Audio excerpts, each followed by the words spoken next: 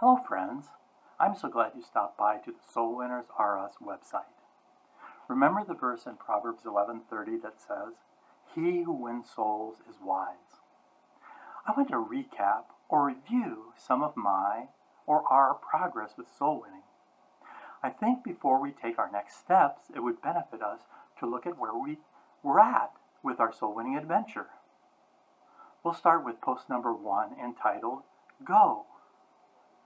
In this post I discussed Jesus' command in Matthew 28:19 to his disciples to go into all the world and make disciples. We discussed the definition of go and the opposite of go, which is either to stop or to stay. I discussed my own lack in this area of going, and that's why I created the Soul Winners R Us website in the first place. Post number 2, the broad and narrow roads. I wanted in my second post to discuss the haunting nature of what it means for the majority of people to go on what Jesus said in Matthew 7:13 and 14 is the broad road to destruction, or to be blunt, toward an eternal torment in hell. I want to do my part to win souls to prevent people from going on that road, and also to instead encourage and inspire them to go on the narrow road to life, which means toward Jesus and ultimately heaven. Post number 3, a soul-winning team.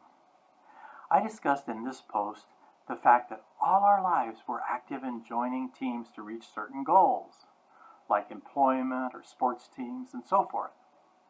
Soul winning is no exception. Just because we might feel like we're too young or too old or not outgoing or smart enough, we should never think that we cannot join an exciting team to win souls for Jesus. Post number 4, soul winning experiment number 1, beggar to beggar. In this post, I wanted to demystify soul winning. We can do this when we think of ourselves as beggars who found Jesus, the bread of life. Then it's just natural to tell other beggars where they might also find this bread. I discussed starting small and talking to at least one person in the upcoming week, a beggar if you will, about where to find bread.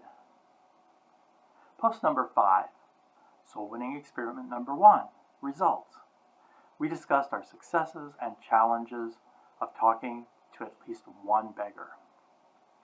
Post number 6, soul winning experiment number 2, surveillance mission. In this post, we discussed treating the meeting of people in our week as surveillance encounters, like a detective or a spy, to give the act of soul winning a little bit of spice. Soul winning doesn't have to be a boring or tedious act. And the main purpose of these experiments is for us to begin to develop the culture in the exciting world of soul winning. Post number 7, soul winning experiment number 3, superhero rescue mission. My goal in this experiment was to use our God-given desire for adventure to infiltrate the evil planet, counteract the villain, and save souls from disaster.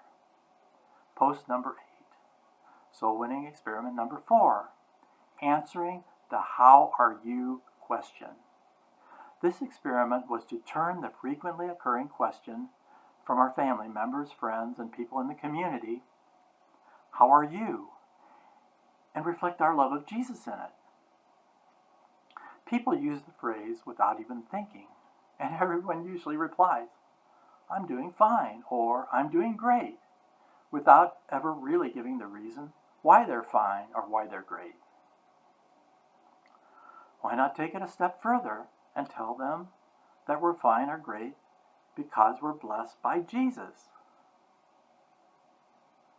Post number 9, witness in our sleep. The post again focuses on the team aspect, where team members practice over and over and over again the fundamentals of a task so much that they can literally do it without even thinking or do it in their sleep. The The same holds true with soul winning. The goal is to do it so much that it becomes second nature to us.